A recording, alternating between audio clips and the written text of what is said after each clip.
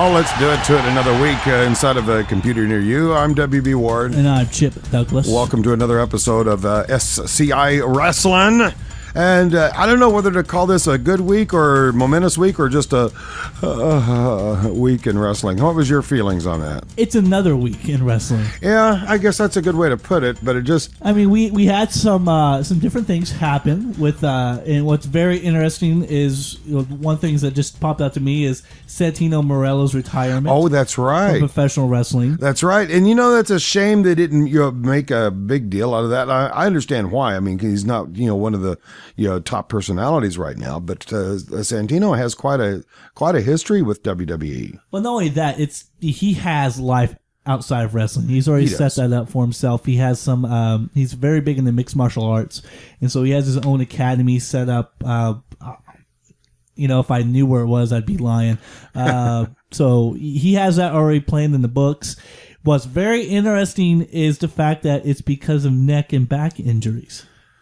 I know about the back injuries. I didn't know he also had a neck injury. He also had neck injury, too. Wow, there's a lot of that goes around. Exactly. You kids, be careful out there. Yeah, makes you wonder a little bit. It's a dangerous biz. Yes. And, speaking of that, as it turns out with Daniel Bryan and his neck injuries, it's not just neck injuries now. He's also got some shoulder injuries he's dealing with. I heard about that one. So, I mean, it's just, people are falling apart left and right here. It's uncalled for. It is. It is indeed. And when it comes to Santino, I'm just, as you know, I'm a big kid. So I loved his character. I mean, to me, he was always very entertaining. And one of the the Santino Marella moments that I will always remember was when he was trying to teach, gosh, not Wade Barrett, the other Englisher. Huh? Who? Oh, goodness. Been wrestling for like a... Regal? Yeah, Steven Regal. Steven Regal he had in the ring and was trying to learn etiquette from him. And it was hilarious. I mean, he did some hilarious bits through the years, of course. He is the only wrestler to hold the distinction of being both a U.S. title holder while at the same time being crowned Miss WrestleMania. He's the only one who's ever done that. So bless his heart. I mean, he's a great entertainer. What an achievement. He is. And to know that even though it may have been fictional, to say you've had a relationship with Beth Phoenix, that's got to be worth it all right there. Oh, yeah. That's got to be sold. Worth it. Sold. Okay. Other than that, I mean, people weren't getting arrested this week. No one got arrested. So, I mean, it's almost like a so week. Well, one thing that I'm really excited about is before that are our social medias, which is SCI_wrestling, which is our Twitter, Square Circle Insider Wrestling, which is our Facebook, and then also email us questions at sci@wbward.com. And speaking of our social media and stuff, if I'm not mistaken, I think it's just about time. What time is it, kid? Oh, it's time for the tweet of the week. Abalubi. Woo! I have a good one, I think. That's a classic. This one is brought to you by he's a new follower. It just his name doesn't ring a bell, and I've never used him before. So he's a first time tweet of the week. First time. And if I screw up his name and he listens, my apologies. First time. His first name is Adam, and last name is Lacida. Okay. Do you know about the whole LeBron James thing? I know of it, yes. Okay. Big time basketball player. He was returning to Cleveland, where he started his career, where he was born and raised in the Ohio area. Yes. So this guy goes, LeBron James returns. Big deal. The Undertaker returned from the dead like 18 times in WBE. So calm down, everybody. True. And, the shame was the Undertaker never had a roller coaster named after him. What? Well, they've named it. There was some... it must be a permanent carnival somewhere in Ohio that promised LeBron James they would name one of the roller coasters after him. Really? If he moved back. So I had no idea. He's got one called the LeBron James now. Oh, wow. So it's, watching Raw this week, There was one thing that popped at me from the show, and this was kind of my quote. You have your tweet of the week. Today I have the quote of the week because I think this is the greatest thing I've ever heard on wrestling. This was toward the opening of the show. Roman Reigns was in the ring, spouting off. Yeah. Kane walks out onto the stage, and Roman starts to taunt him. And what I found particularly entertaining on this was not what Roman Wade said, as much as it was the crowd reaction to this diatribe that he greeted Kane with. So with their absence, are you standing in for the authority now? Are you no longer the devil's favorite demon? Because lately it just looks like you're Triple H's lapdog. Wait a minute, it gets better. Nah, let me correct myself. Lately, it looks like you're just Randy Orton's bitch. The crowd sold that one for me. Oh, it was great. It was great. Needless to say, all fun was had by all after that statement. As all hell broke loose. Now, in that same interview, like earlier, wasn't it? The crowd was chanting about Cena sucks. Oh yeah, and Ray says, "You're damn right, Cena sucks when I'm in the ring." I had to hand it to him for that one. But for me, the Randy Orton comment that was good. That was just the epitome of the whole show. That was worth the price of admission for me. Of course, they were in the famous arena in Montreal. Oh, yeah, that was Canada. where the screw job took place, wasn't it? Yes, and so that same episode of Raw, we saw the return of Bret Hart. First time he returned to WBE in that arena since the screw job. So very interesting to see that. It was really cool to see him, even though he looked like Jon Stewart. He did, didn't he? Yeah, he did. When he walked out, I was like, "Is that Jon Stewart or Bret Hart?" And then Damien Sandow, I thought was that was a pretty cool little act that they did with him, dressing up as Bret Hart. Who was the wrestler here a while back that also did impersonations of all the other wrestlers? Well, I know like Big Show did it for a little bit, and then Goldust did it. Yeah, and then there was another guy too, who constantly came out, and he actually was pretty. He would dress like other wrestlers, not just celebrities. Well, Sandow did it. Well, Sandow did it, but there was it wasn't Zack Ryder. Boy, I mean that's just a gimmick that's been done over and over and over and over and over. Is my only point. And Sandow is okay at it, but I just really feel they're misusing his talent. I think he could be used much better. Well, yeah, I agree with that. Yeah. So here at SCI Wrestling, we want to always change things up a little bit, and just to make our show just a little bit more entertaining. Every week we bring it to you. That's the reason we have special guests on our show, and listeners. We're doing everything we can to get even more prestigious guest on our show. It just sometimes it takes money and time, which neither one of us have a lot of that. No. And so, but we're doing everything we can. We got stuff lined up in the future. But one thing we do want to present that I tweeted about earlier this past week is a new little segment that's going to be brought to you by Mr. WB Ward, and it's a top 10 power rankings brought to you by Mr. WB Ward and SCI Wrestling. And so this is kind of be a debut of it. We're going based off the WBE rankings right now, but here in the near future, we're going to start presenting our own power rankings. Here are the top 10 power rankings as determined by WWE.com and the Academy of Wrestling Arts and Sciences. Among other things, the rankings are based on victories, quality of opponents, momentum, and overall in-ring dominance. Here are the rankings posted as of Saturday, July 12th, 2014. Number 10. Cesaro, the Swiss Superman, seems to have met his kryptonite in Kofi Kingston, dropping one notch to number 10 on the rankings after a loss on Raw to the Dreadlock Dynamo. Number 9. The Devil's favorite demon moves up one position in this week's countdown. Kane continues to rise up the rankings ahead of his WWE World Heavyweight Championship Fatal 4-Way match at WWE Battleground on July 20th. Number 8. Holding firm onto the same position as last week, the Usos remain listed in the top 10. After losing to Luke Harper and Eric Rowan on Raw, the WWE Tag Team Champions rebounded nicely on SmackDown with a victory over Heath Slater and Titus O'Neil. Number 7.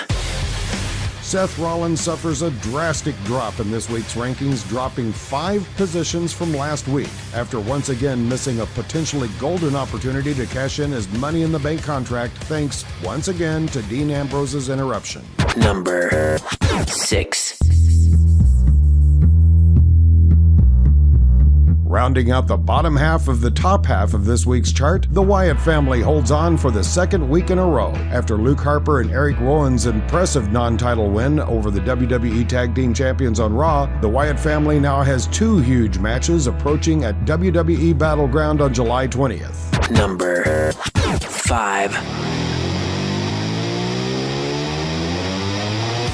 Dean Ambrose falls to number 5 on the rankings after losing a hard-fought battle against Randy Orton on Raw. However, the Lunatic Fringe has held to his word thus far and successfully kept Seth Rollins from cashing in his Money in the Bank contract. Number 4.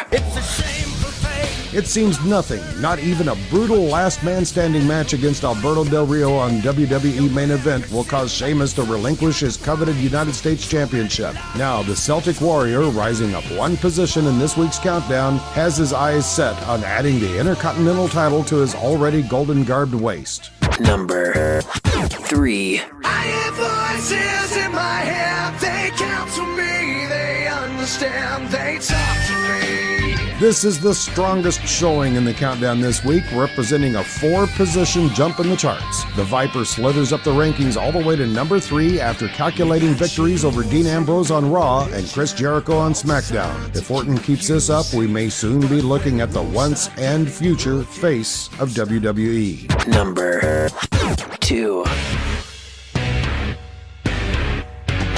Up 1 position and showing strength, Roman Reigns defeated Rusev by disqualification on SmackDown but suffered a venomous RKO at the hands of the Viper. Something tells us that this hungry superstar won't stay down for too long though, as he has been laying out heavyweight adversaries left and right with his Superman punch. And now, with this week's climb to the top of the chart,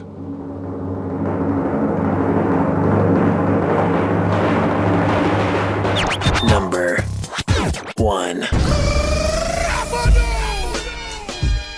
holding steady to the top rung is the man who entered the WWE with ruthless aggression, John Cena. With Seth Rollins nearly cashing in his Money in the Bank contract again on Raw, John Cena is confronted with arguably his toughest title reign yet. Don't bet against the champ, however, as he didn't win 15 World Heavyweight Championships without overcoming a few obstacles.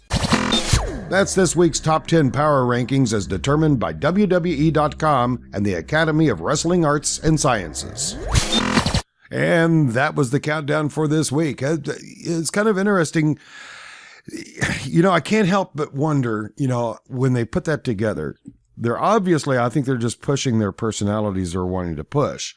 I believe them when they say it's based on victories, quality of opponents, momentum, and overall ring dominance. But on the website, they quickly follow that statement with, among other things. What? So the fact that Cena remains in the number 1 position, I wonder if they're just if that's a legitimate ranking, or did they do that just to help push the storyline? What do you think? I think it's all to help the storyline, and that's why to me it's vaguely a very important for us to create our own power rankings based off what we think the fans believe is the true rankings, as opposed to what WWE thinks. Just because sometimes their rankings can be a little vague or misleading, or have a mission behind them. A little bit. I'm looking for a vested interest. Yes, invested interest into the rankings. Not so much like we do. I mean, John Cena number 1. I can't really argue that too much right now. But I can make a strong argument to maybe why Roman Reigns should be number 1. Heck, yes. Right now, even Randy Orton. Actually, my big debate with that would have been, I don't think I would have lumped Kane in the top 10. I wouldn't have. No. I probably would have brought someone else in there. Kane's performances as of late, with the exception of Monday night, his overall performances have been somewhat lackluster for me. I think you got to look at guys like the Rhodes brothers. Yes, who have continuously absolutely. won week in and week out with this new invention of Stardust. And I saw some critique on this, but when Cody Rhodes blew his Stardust into the eyes of Ryback, I think it was on SmackDown. No, it was on. Was that on Raw? Raw. Okay. When he did that, that was hearkening back to the days of the Great Muta, where he would blow the green mist in somebody's face. And we haven't seen that gimmick in pro wrestling in quite a while. I saw some criticisms of that, and I couldn't help but thinking, man, that's almost bringing like back old school type heel. So I was glad to see that. It was a pleasant surprise. It was something I was not expecting at all. It was really cool to see that, and of course, the Great Muta was one of my favorites of all time. Oh yeah, I used to love when he used to do that red mist. Was it red mist or green mist? He would change it depending on his face color, depending on his That's right. his makeup color. And of course, Tajiri, now he did it as well. Back when he was in WBE, and I believe his was green all the time. I just love that because the audience, the big mystique behind the substance was nobody knew what it was. Yeah.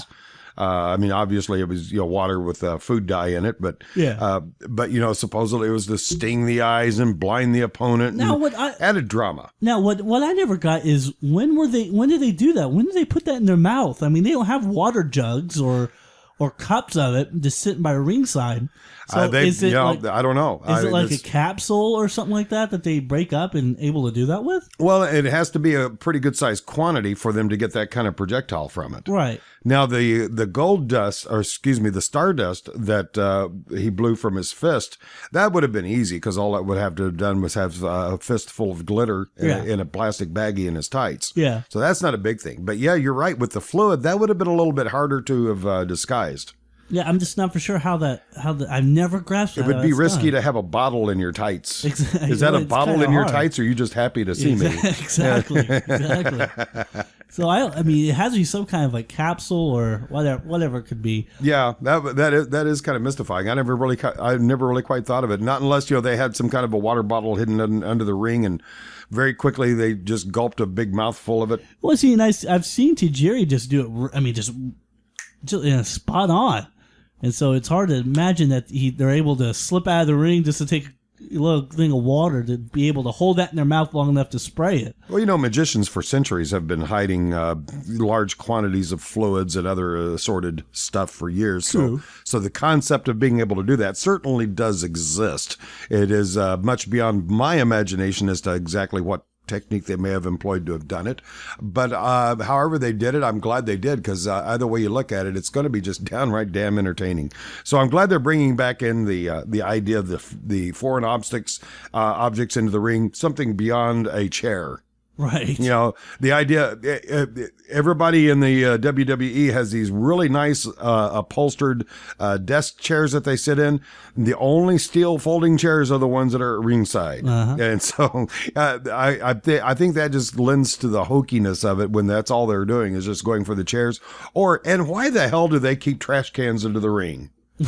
That I will never understand. I will never understand that. I don't know. It's a very good question. But pick up the trash after the show. In a silver garbage can, brand new, that just came from Home Depot.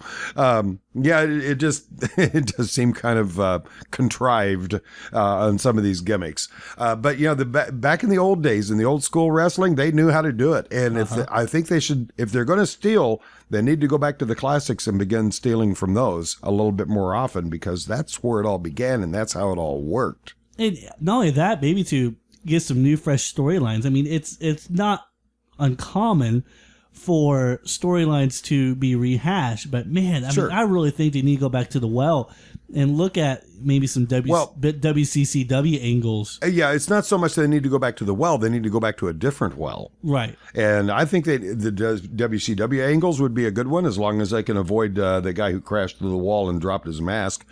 What was his name? Who? The world's worst gimmick when they were...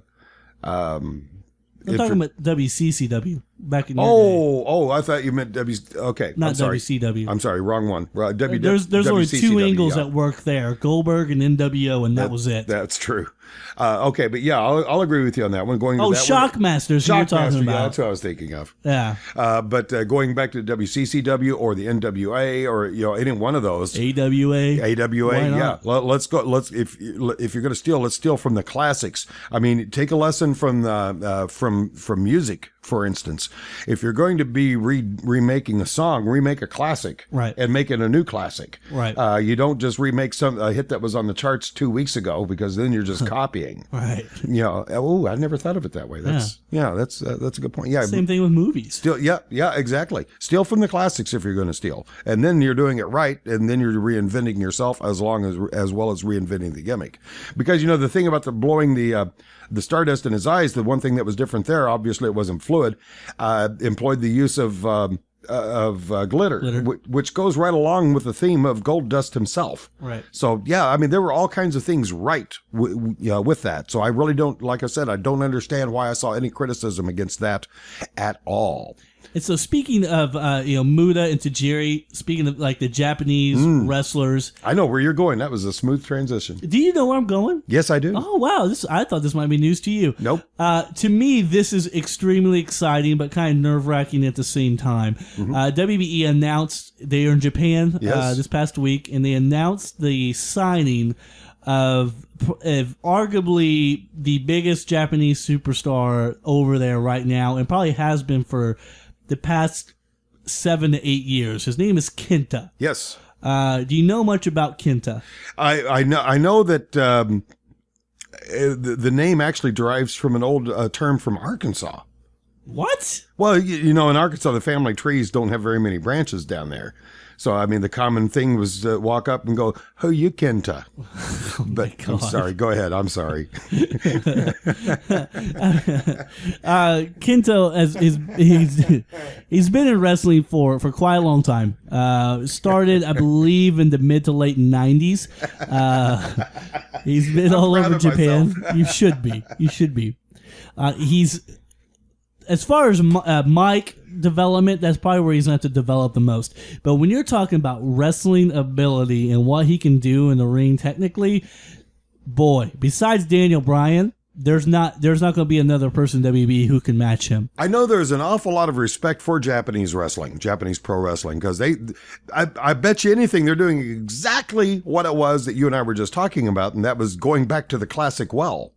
Now, my only problem is the fact that what WB has done with Japanese talent in the past. True. It's never been the hottest thing in the world. And the Jimmy Wang Yang gimmick was just as stupid he wasn't Japanese, though. Well, but come on, don't make me use the "they all look alike to me" line. But to the American audience, it would be Asian for us. So for us, it would all be the same. Well, I'm thinking guys like Tajiri, who was very huge in Japan before he went to ECW and then WWE. Hakishi, I believe was his name, which was the White Angel back in the mid 90s, where he had like the Japanese lettering all over his face and body and back. Not a lot came from him, and he was very big in Japan. Yoshitatsu, who was just released. He was a huge star in Japan before he went to WWE. Nothing happened. Why? Because of the fact that they try to think they have to put the weird gimmicks behind them.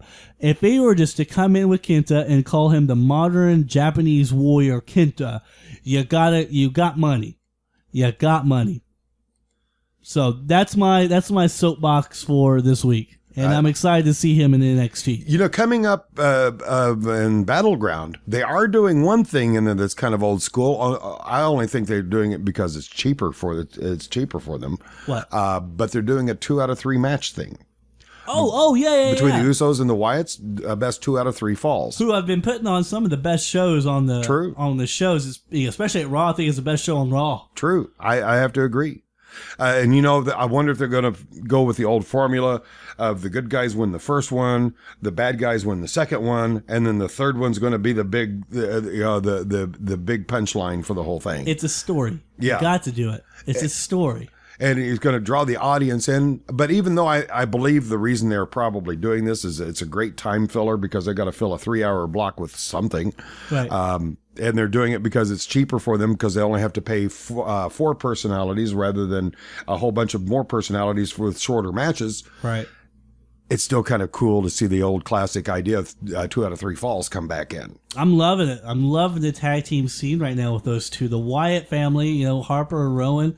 I give even more respect to Rowan. Rowan's the only guy in that ring who didn't come from independence. I mean, he was basically NXT trained and Performance Center trained. So and he's learning quickly how to work in the ring. But I still think it's a lot on Harper and the Usos, you know, which come from they're second generation wrestlers from Rikishi, in that they're performing very well. So in the Battleground for the Battle Royal for Intercontinental Championship, so far we're looking at Dolph Ziggler, Fandango, Damian Sandow, The Great Khali, Rob Van Dam, Kofi Kingston, Big E, Ryback, Curtis Axel, Alberto Del Rio, Cesaro, and Bo Dallas. Who is your favorite among that lineup so far? Is this a prediction, or are we gonna save that for? No, just who your favorite is. Who I like. Yeah, a couple of names in there. You gotta look at Cesaro as probably being one of the favorites for it. Let's see who else. You could definitely make a push. Kofi Kingston just had a big win. That's true. So you could probably look at him. Ziggler, they seem to be pushing a little more. Is Ziggler to push a little bit more, or do they go with the surprise and maybe put a Bo Dallas? That is my big fear right now. I think that you gotta look at that as a very strong possibility right now. I think they're really trying to force that whole idea onto the audience, and I can't for the life of me figure out why. It's growing on me. Is it? His gimmick's growing on me. It's almost one of those gimmicks to where it's so cheesy. I wonder how crushed he's going to appear when he loses, because he is undefeated right now. That's true. Well, that gives you more solid evidence on the fact that maybe he will win. All you have to do is believe. My greatest line I've heard so far was by Chris Jericho, when Chris Jericho looked at him and went, "Bo, leave." I thought, there you go. I could handle that one. There was something else I was going to ask you too about Battleground. What the heck was that? And now it's just completely. Oh, it wasn't about Battleground. It was the bit on SmackDown. Did you see SmackDown? A little bit. My whole highlight of the night, I didn't care anything about the wrestling, because for that night it really wasn't that good anyway. But it was the highlight of my night and possibly my life when I saw. I haven't been up very long. No, I the two ladies dancing with each other. Oh, Layla and Summer Rae. Oh, yes. To see Layla and Summer Rae become dance partners and kicking Fandango to the curb. It was almost a romantic scene. It was very The way they looked at each other is exactly how I expected them to look at me in my dream. It was nice, yes. And then Fandango, he looked a little confused. But I wonder. I wonder what is going to happen with Fandango, because that does put the story writers into. It could put them into a corner here, because what do you do with them? Introduce a new dance partner. That's what I do, and that way you have a menage a trois. I don't know if they've gone to that well now once already. You think they'll go to it for a second time? Because they've gone to it once with Layla. And now that Layla would be gone, do you think he'll bring on another dance partner? Do you think he's as effective without a dance partner? That's the big question. I think he could be. I think he could be. I wonder if he's going to try his hand at a solo act. That would be the reason why. It just couldn't. Maybe he'll come out dancing with a mannequin. Ooh. Now that's a thought. That's a thought. Give that time, it could be almost like a more comedy gimmick. And in between Layla and Summer Rae, it would be a toss-up as to which one of them would have had the greater personality. That's true. Well, I think I've alienated enough people for one broadcast. Good job. I appreciate that. Yeah, we do have Battleground. It's coming up on July the 20th from the Tampa Bay Times Forum. Tickets are still available. They start at $39.40 and go up to $400 for ringside. Buy one, buy them early and often. Meanwhile, be sure to join us next week right here on this very same computer, on this very same website, for another edition of the program that we call SCI.